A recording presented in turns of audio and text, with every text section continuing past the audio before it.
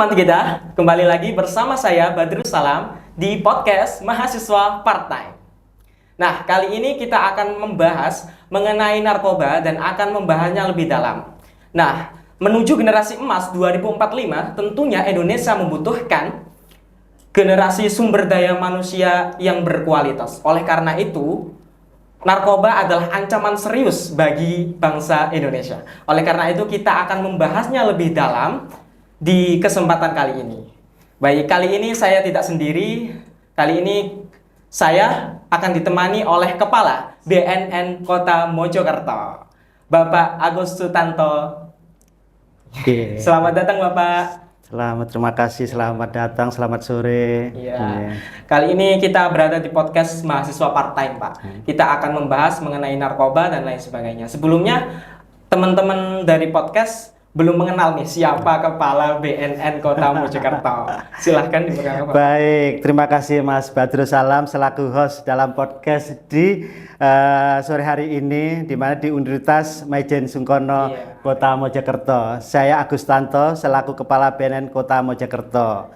Saya selain sebagai Kepala Kota Mojokerto, kami juga membawai Kabupaten Mojokerto dan Kabupaten Jombang. Jadi ada 3 wilayah yang saya tangani, di mana 3 wilayah tersebut terkait dengan permasalahan narkoba sangat-sangat marak sekali. Jadi makanya di dalam podcast ini saya sampaikan ke masyarakat luas kan, bahwa jangan pernah bersentuhan dengan narkoba itu.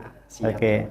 Sebelum kita membahas mengenai narkoba nih, Bapak menjabat sebagai Kepala BNN itu mulai dari tahun berapa ya, Bapak?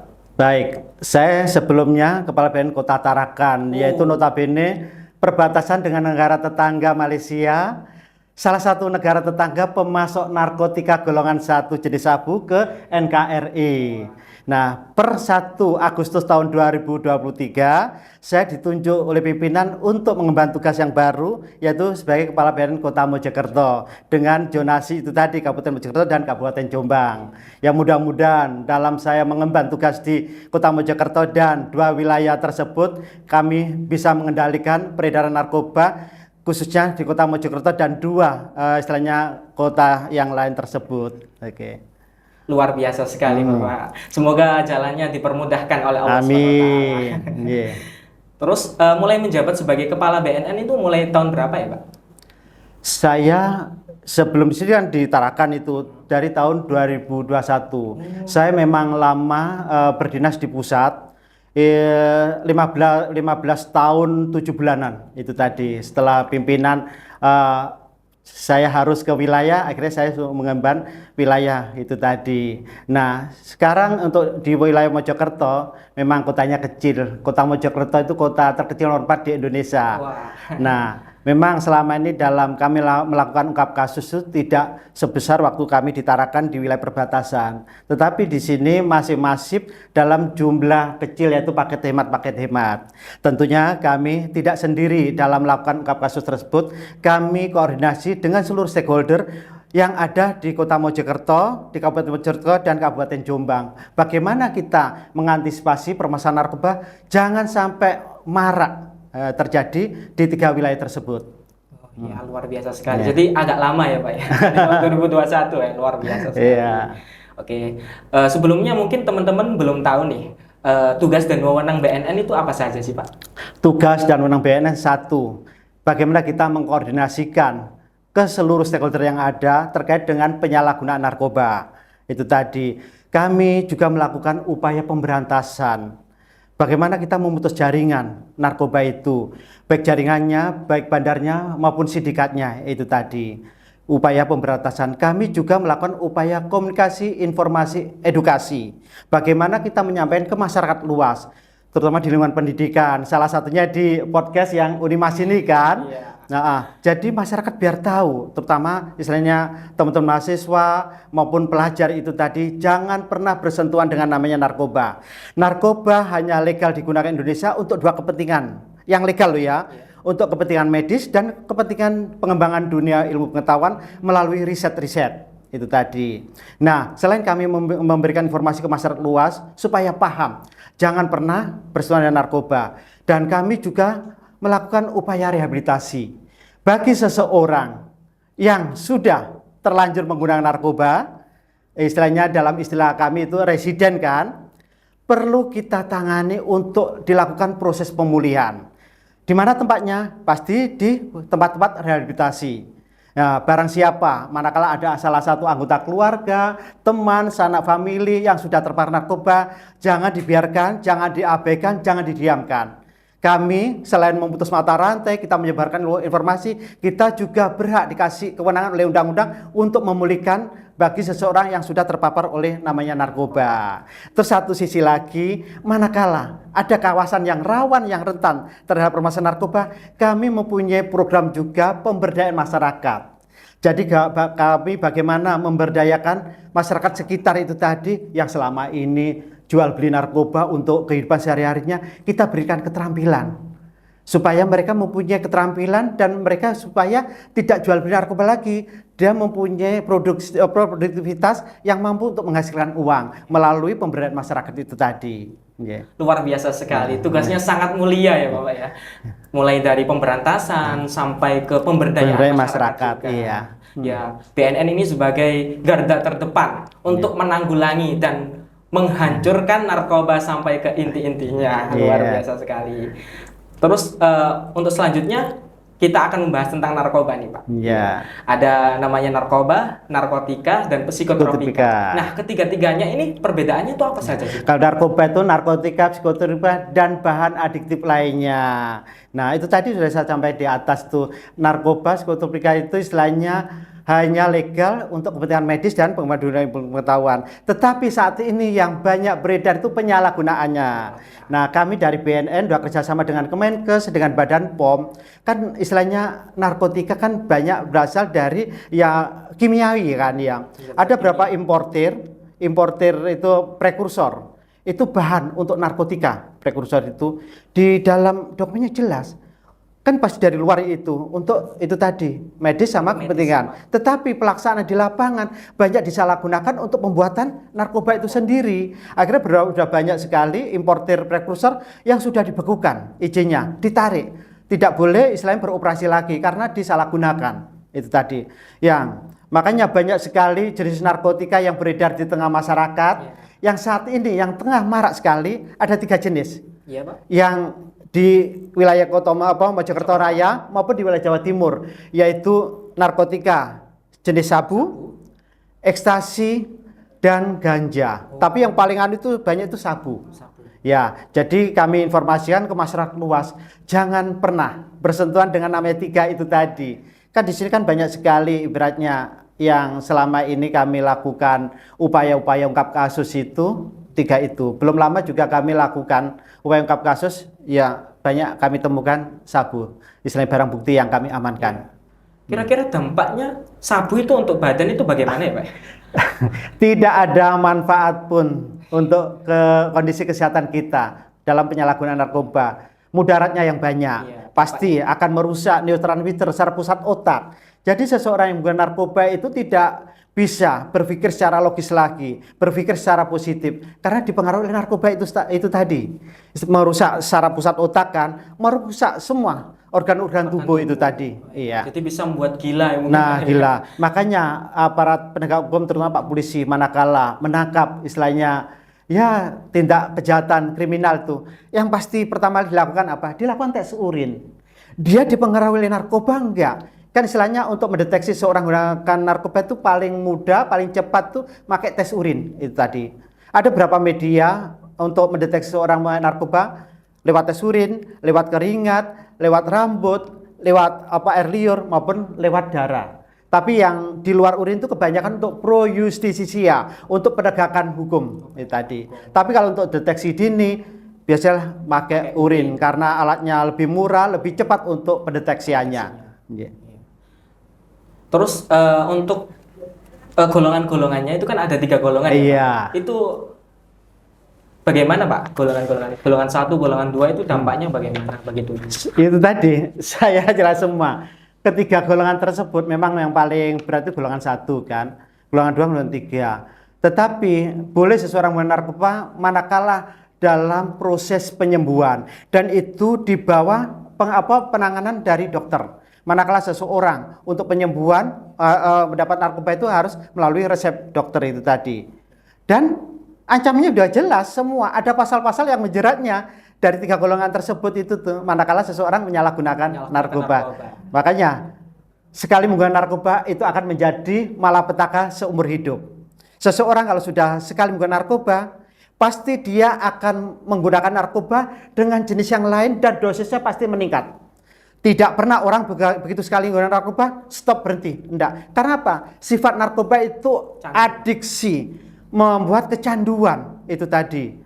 Makanya kalau kita sayangkan, manakala kita temukan seorang baru sekali dalam tahap coba-coba, secepatnya kita lakukan upaya rehabilitasi untuk istilahnya menghilangkan dan menghindarkan seseorang dari komunitasnya itu tadi. Itu tadi, kalau sudah menggunakan sekali, dia pasti akan mencari narkotika jenis yang lain. Itu. Sangat berbahaya sekali ya. Sangat berbahaya sekali. Teman-teman jangan pernah mendekati narkoba ya.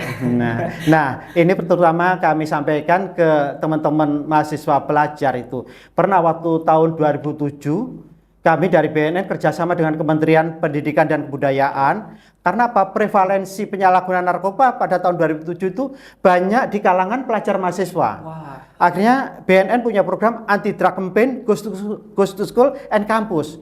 BNN kerjasama dengan Kementerian Pendidikan dan Kebudayaan secara masif bagaimana kita menginformasikan, kita kampanye besar-besaran ke lingkungan kampus dan ke lingkungan sekolah.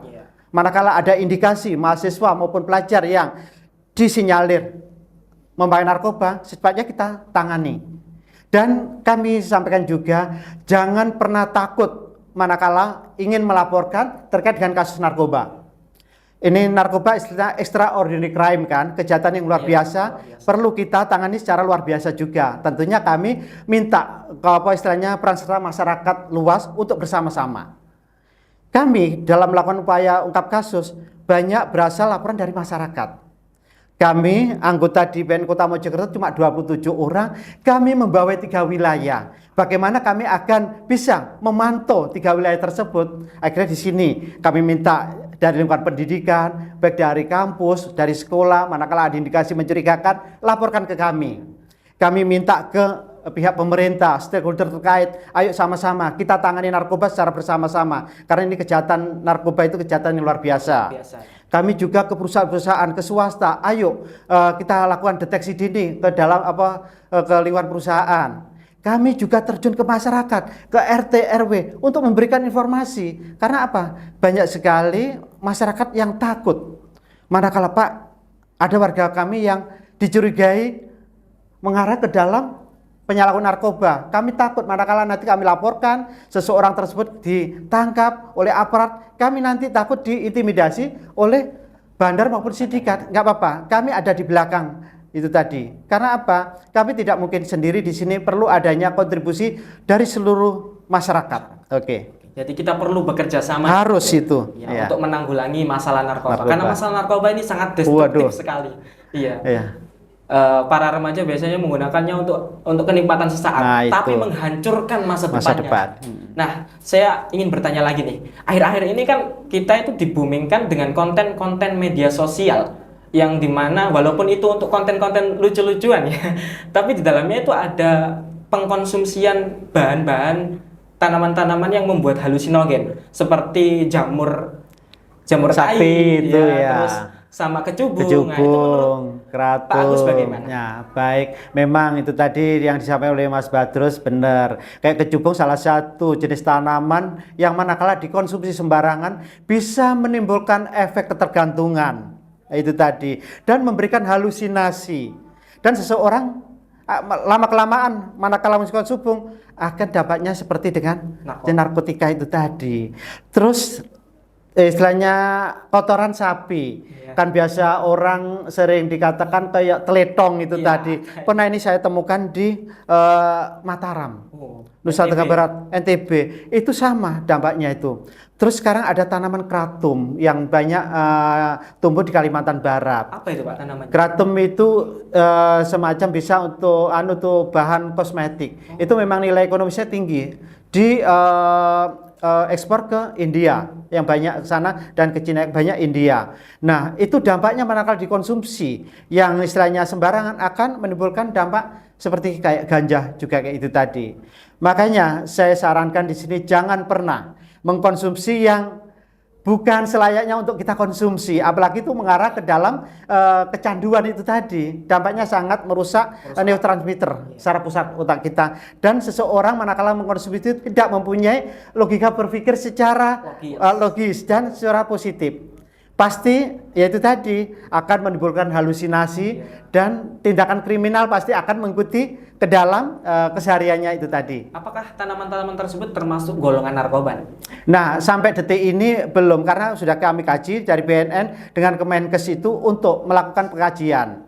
Itu untuk dilakukan uji lab dan pasti manakala tanaman tersebut dimasukkan ke Undang-Undang Nomor 35 tentang narkotika harus ada persetujuan dari DPR itu tadi. Karena apa? Dalam pembuatan undang-undang, pemerintah dengan DPR itu harus bersama-sama merumuskan undang-undang tersebut. Oke. Nah, sekarang undang-undang narkotika tahun 2009 nomor 35 itu tengah menghadapi masa ini adalah amandemen itu kan.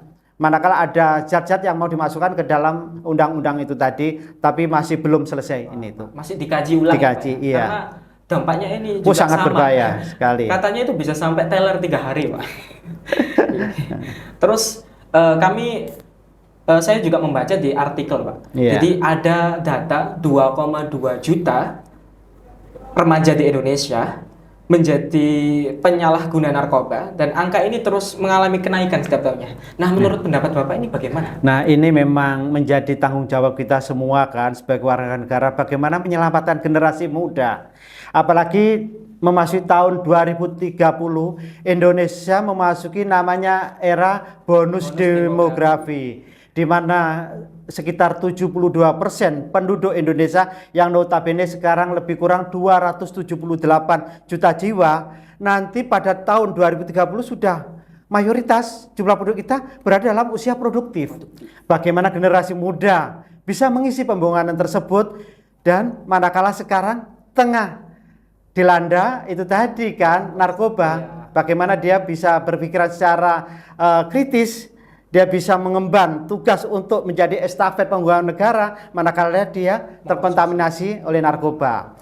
Apalagi menginjak tahun 2045, Indonesia akan memasuki Indonesia emas. Ya, Di mana-mana di event-event internasional Pak Jokowi, Bapak Presiden kita selalu menggelorakan Indonesia pada 2045 tahun emas nanti, Indonesia emas akan menjadi pelaku ekonomi dunia nomor 4. luar biasa sekali. Bayangkan, tanpa dasar loh beliau mengeluarkan statement itu. Satu, sumber daya alam Indonesia apa yang tidak ada, sangat melimpah sekali. Itu perlu campur tangan generasi muda untuk mengisi pembangunan negara kita. Terus SDM, jangan dikira SDM Indonesia itu tidak mumpuni. Setiap kali mengikuti olimpiade internasional pasti pemuda-pemuda Indonesia pasti mendapatkan Selalu juara. ya, Iya, emas ya. itu semua nanti akan sia-sia manakala generasi mudanya sekarang diracuni oleh namanya narkoba. Saya harapkan jauhi narkoba, jangan sentuh narkoba itu. Sekali sentuh narkoba akan menjadi malapetaka dan itu akan menghancurkan masa depanmu. Itu tadi. Menghancurkan mimpi Indonesia. Iya, emas nanti. Ya, iya. Terus menurut Pak Jokowi itu kan Indonesia juga mengalami darurat narkoba ya, Pak? Iya. Iya. Nah, bagaimana pendapat Bapak mengenai ini, mengenai darurat masalah narkoba ini? Benar, apa yang disampaikan beliau yaitu pada rapat koordinasi terkait dengan penanganan masalah narkoba pada tahun 2015 yang benar. Secara demografis kan itu kan istilahnya masuknya narkoba itu dari semua lini. Ya memang untuk melalui jalur udara sudah ada antisipasi yang kuat kan, yang ketat. Jalur darat perbatasan itu sangat rentan sekali. Apalagi Indonesia itu di mana-mana jalur perairan, laut, sungai kayak gitu tadi kan. Sangat strategis juga ya, Pak. Nah, itu salah satu yang digunakan oleh sindikat untuk memasukkan narkoba ke negara kita melalui jalur laut. Satu sisi aparat penegak hukum yang mengawasi itu sangat terbatas. Nah, ada juga beberapa oknum yang terlibat di dalamnya. Ibaratnya ingin memuluskan peredaran narkoba di negara kita itu tadi. Itu tadi dari geografis kan ya. secara itu sangat luas sekali wilayah kita, banyak istilah daerah yang dimasuki narkoba secara istilah masif, dan ada yang demografis jumlah penduduk yang sangat besar. Itu menjadi salah satu potensi pasar yang potensial bagi para sindikat. Terus masalah istilahnya pengangguran yang tinggi kan, itu salah satu juga faktor. Masalah penegakan hukum terkait kasus narkoba itu belum memberikan efek jerah bagi penyalahguna narkoba yang ditangkap aparat itu tadi. Oke. Nah, terus masih lagi di sini lapas sekarang sudah bertransformasi. Lapas harusnya bagaimana melakukan pembinaan bagi warga binaan yang tersangkut narkoba, tetapi belum lama ini kami temukan ada di salah satu persidangan, di lembaga persidangan itu narkoba masuk. Berarti itu sindikat bandar mencoreng kan lembaga peradilan kita kan. Ada salah satu tersangka yang mau dijatuhi hukuman, diputus, narkoba masuk. Akhirnya saya selaku kepala BNN, saya pimpin langsung untuk menangkap seseorang itu. Akhirnya bisa kami tangkap, dan di situ terlibat juga dengan warga binaan yang tengah harusnya dibina di dalam lapas. Dia juga bisa mengendalikan di dalam lapas untuk beredar narkoba baik di dalam negeri maupun di luar negeri. Sangat darurat sekali ya masalah jelas itu. Banyak faktor yang mempengaruhi itu tadi kenapa Indonesia menjadi darurat narkoba itu tadi. Memang dari segi ekonomis transaksi narkoba itu sangat menggiurkan sekali. Itu menjadi seseorang kenapa? Padahal dia sudah seringkali ketangkep, dia nggak jerah-jerah, dia berbuat itu lagi, ya itu tadi. Perlu adanya penegakan hukum yang maksimal. Hukuman mati itu harus istilahnya dilaksanakan manakala seseorang yang terlibat di dalam penyalahgunaan narkoba dan terbukti membawa barang bukti yang memang harus dijatuhi maksimal itu tadi. Kalau nggak salah tahun 2014 atau 15 itu ada ya? Ada. Australia Iya. mati. Nah, terus ada warga negara Indonesia namanya Freddy Budiman sudah dikasih mati. Tetapi sekarang ada namanya Freddy lain yaitu Freddy Pratama. Ini kemarin di running tag di wilayah Jawa Timur diamankan 84 kilogram sabu. Ya, makanya Jawa Timur itu merupakan provinsi nomor 3 terparah terkait dengan narkoba. Yang pertama dari Sumatera Utara, kedua Aceh, yang ketiga Jawa Timur. Jawa Timur merupakan salah satu provinsi yang terparah terkait dengan penyalahgunaan narkoba. Ya, kami dari BNN Pusat sudah diwanti-wanti pimpinan harus upaya masif dalam penanggulangan bahaya narkoba itu sendiri. Apalagi di Jawa Timur kan istilahnya ya banyak sekali kabupaten kota kan ada 38, itu juga tidak terlepas dari permasalahan narkoba. Oke. Terus bagaimana dengan masalah penyalahgunaan narkoba di Kota Mojokerto dan bagaimana pendapat Pak Agus sendiri? Nah, saya 11 bulan jabat di Kepala BNN Kota Mojokerto ini, itu tadi saya katakan di awal sangat masif walaupun dalam paket hemat itu tersebut. Pada akhir 2023 saya temukan penyalahgunaan narkoba anak masih duduk di bangku SMP kelas 3. Waduh. Itu kami ketahui dari salah seorang gurunya melapor ke kami ke kantor BNN. Setelah itu saya minta tolong bawa peserta didik tersebut ke kami. Setelah dibawa ke kami kantor, kami lakukan asesmen. Asesmen yaitu untuk mengetahui sejauh mana dia menggunakan narkoba, sudah berapa lama maksudnya, jenis apa saja yang dikonsumsi, dan dari mana dapatnya. Setelah itu bisa kami kembangkan. Setelah kami tanya seperti itu, dia mengakui ada 3 jenis yang dia konsumsi. 3 jenis, Pak? Iya, yaitu sabu, ekstasi, dan pil koplo. Ini pil koplo itu yang sekarang sangat masif di Kota Mojokerto. Karena apa? Itu sangat murah dan banyak dikonsumsi oleh kalangan pelajar. Saya sudah sampaikan ke Pak PJ Wali Kota kan, tolong kita bersama-sama, kita sampaikan ke Kepala Dinas Pendidikan. Karena apa? Salah satu generasi penerus bangsa ada di lingkungan pendidikan itu tadi. Nah, di sini juga banyak kos-kosan. Pernah kami temukan juga di dalam satu kos-kosan itu harusnya anak duduk di bangku SMA, dia sudah ngamar. Apa yang dilakukan? Ya salah satu penyalahgunaan narkoba itu tadi. Di sini ada tempat-tempat hiburan, warung remang-remang, kedai kopi. itu salah satu tempat yang mereka jadikan untuk memakai narkoba. Makanya kami tidak segan-segan di sini menindak langsung manakala ada indikasi yang mencurigakan, kita tindak. Dan kami juga minta dukungan dari pemerintah kota di sini untuk sama-sama kita membersihkan Kota Mojokerto menjadi kota bersih narkoba itu tadi. Iya, luar biasa sekali. Nah, terkait tadi kan ada ya Pak, golongan remaja yang tadi usia produktif, usia 13 tahun atau 15 tahun yang masih SMP tadi mengkonsumsi 3 jenis narkoba. Nah, menurut Bapak itu kan sudah jelas-jelas merusak masa depannya dan juga dapat merusak organ tubuhnya seperti otak dan badannya dan sebagainya dan masa depannya juga. Nah, menurut Bapak itu faktor-faktornya itu bagaimana ya, Pak? Pertama kami tanyain, kenapa kok kamu sampai terjerumus dalam pemain narkoba? Faktor keluarga, orang tuanya broken home itu tadi. Dan orang tuanya, terutama bapaknya itu masih menyuplai tiap bulannya dengan nilai uang yang banyak. Bukan digunakan untuk kepentingan yang positif, untuk pengembangan sekolahnya, tetapi untuk disalahgunakan beli sabu, ekstasi tersebut sama pil koplo itu tadi. Makanya kami di sini minta ke semua pihak, manakala ada seseorang yang menggunakan narkoba, jangan dibiarkan, jangan istilahnya didiamkan dan diasingkan. Perlu adanya proses rehabilitasi guna pemulihannya. Karena apa? Seseorang kalau kita tidak ada kata sembuh atau pulih. Ya, kadang orang yang sudah masuk ke pusat rehabilitasi itu nanti kembali ke keluarganya, tetapi kalau keluarganya tidak peduli, dia tidak terus mengawasi, dia pasti akan kembali ke komunitas awal dan pasti dia menggunakan lagi dan masuk ke rehabilitasi. Ini menjadi beban kami semua, bagaimana kita istilahnya menangani seseorang yang sudah terpapar oleh namanya narkoba itu tadi. Sangat berbahaya sekali. Sangat berbahaya sekali.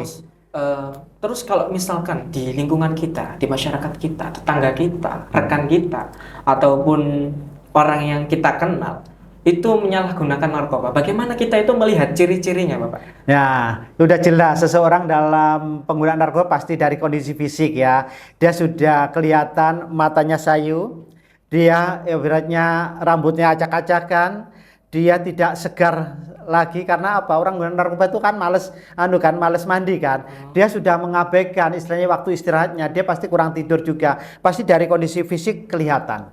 Ya, pasti dia ya mengarah ke dalam itu tadi ya, ketidakberesan lah kondisi fisiknya amburadul. Terus dari emosional. Dia itu mudah tersinggung kan, mudah marah, mudah tersinggung, terus paranoid itu tadi. Dari perilaku juga kayak gitu. Biasanya selama ini dia sebelum menggunakan narkoba, dia bersosialisasi dengan teman sebayanya, dengan masyarakat, dengan siapapun. Begitu dia menggunakan narkoba, dia mengurung diri, mengasingkan diri kayak itu tadi. Dia tidak mau istilahnya kita tatap. Kontak mata itu nggak mau, ya itu tadi takut. Itu tadi ada beberapa ciri yang perlu kita ketahui manakala seseorang sudah terpapar oleh namanya narkoba itu tadi. Kalau misal kita menemui ciri-ciri tersebut, apa langkah-langkah yang harus kita lakukan? Langkah awal perlu dilakukan namanya tes urin. Tes urin itu untuk mengetahui seseorang menggunakan narkoba atau tidak. Itu tadi. Dan setelah itu kan manakala dia positif, ya itu tadi kita lakukan asesmen. Langkah awal perlu adanya rehabilitasi rawat jalan. Manakala dia sudah mulai edik, udah ketergantungan, dia teratur pakai, dia rekreasional itu kan, istilah dalam seminggu sudah 2-3 kali menggunakan, perlu kita lakukan rehabilitasi rawat inap sesuai tingkat ketergantungan dari seseorang itu memakainya. Iya itu. Terus proses rehabilitasinya itu bagaimana? Nah, apa tantangan terbesar bagi Bapak? Nah, baik. Selama ini salah satu tantangan terbesar di BNN, baik pusat provinsi kabupaten kota, masalah rehabilitasi. Untuk wilayah Jawa Timur ini belum ada pusat rehabilitasi yang didirikan oleh pemerintah. BNN baru mempunyai pusat rehabilitasi yang pertama di Deli Serdang, Sumatera Utara, yang kedua di Batam, yang ketiga di Kalianda, Lampung Selatan, di Lampung.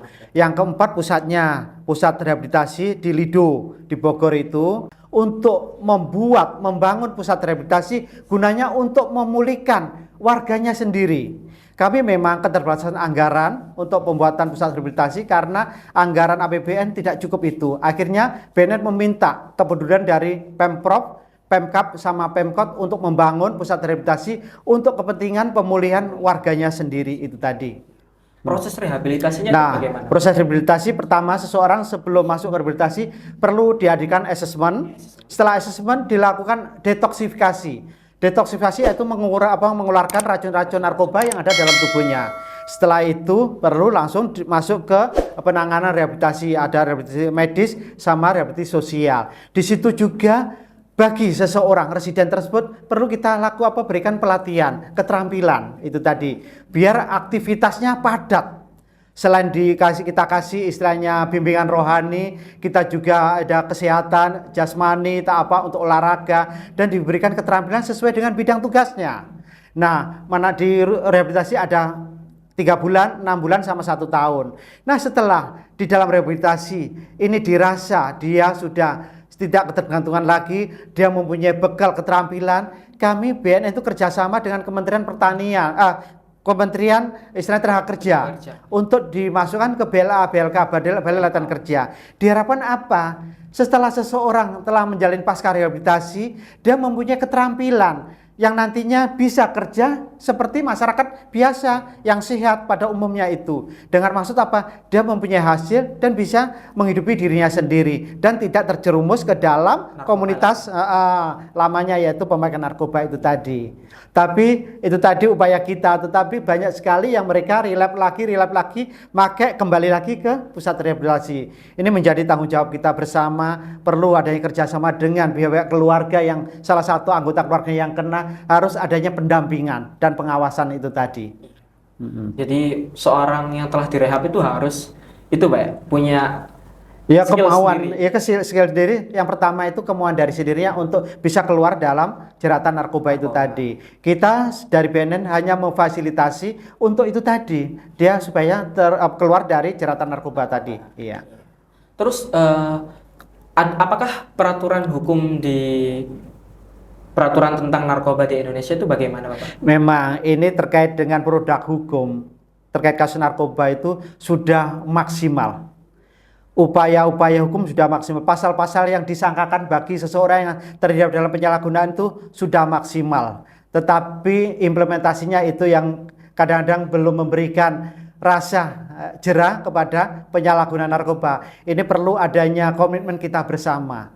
Jangan pernah namanya penegak hukum tuh masih berani dan mau bergening dengan para sindikat. Itu perlu istilahnya komitmen kita bersama, kita harus merah putih bagaimana kita menyelamatkan negara ini dari permasalahan narkoba itu tadi. Iya. Luar biasa. Terus sanksi-sanksinya itu bagaimana, Bapak? Sanksinya bagi pengedar, bagi bandar? Sudah jelas, itu sanksi hukum sudah maksimal. Dan manakala petugas BNN sendiri terafiliasi dengan narkoba, saya sudah jelas pemecatan dan pemidanaan. Itu udah jelas, tetapi masih ada oknum-oknum yang istilahnya melanggar itu tadi. Karena apa?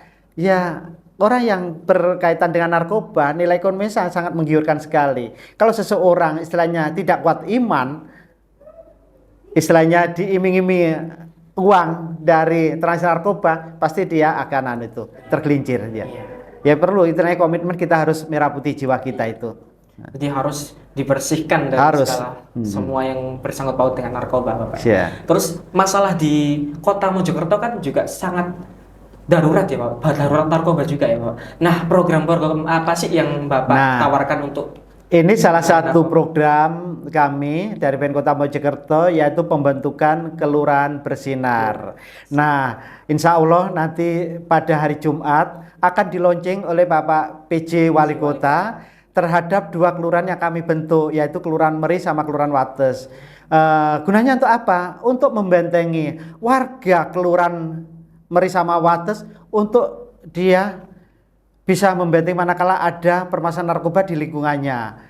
Jadi manakala dia, Pak, ini ada indikasi mencurigakan, dia bisa lapor ke Pak Lurahnya. Di situ ada Babinsa, ada Babin Kamtipmas, ada kami BNN sendiri. Ayo kita sama-sama kita tangani. Intinya kelurahan tersebut biar kelurahan yang nyaman, aman untuk di tempat tinggali. Jangan ternoda oleh namanya permasalahan narkoba itu tadi.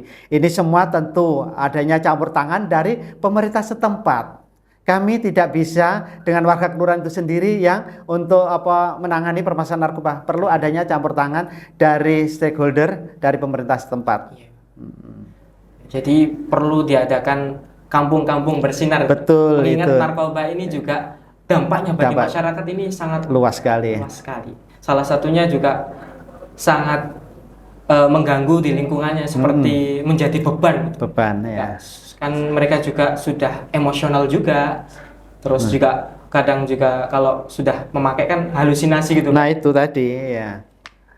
Terus kita sudah berada di akhir pertemuan kita nih. Ada pesan-pesan nggak Pak buat teman-teman pendengar semuanya? Baik, bagi teman pendengar, jangan pernah bersentuhan dengan narkoba. Mana bersentuhan itu akan menjadi malapetaka dan akan menghancurkan masa depanmu. Narkoba sangat biadab sekali. Seseorang sekali menggunakan narkoba, dia pasti akan merasa ketagihan karena sifat narkoba itu adiktif, ketergantungan. Jadi jauhkan diri dari narkoba dan isi waktumu dengan kegiatan-kegiatan positif dan raihlah masa depanmu yang cemerlang tanpa adanya pengaruh narkoba. Iya, luar biasa sekali. Terima kasih Bapak atas kesempatannya telah hadir di podcast mahasiswa part-time ini. Semoga insight baru dan pengetahuan baru yang Bapak sampaikan dapat menjadi pedoman dan dapat menjadi pengetahuan yang baik bagi para pendengar semuanya. Dan bagi teman-teman, jangan lupa di like, subscribe, dan bagikan ya. Terus jangan lupa jaga hati, jaga diri, jaga kesehatan, dan jauhi narkoba. Karena narkoba tentunya akan merusak generasi muda saat ini. Mengingat Indonesia akan menuju generasi emas 2045. Kita butuhkan generasi-generasi sumber daya manusia yang berkualitas ke depannya. Dan jangan merusak masa depan kalian dengan narkoba. Itu sangat berbahaya. Baik, terima kasih Bapak atas kesempatannya.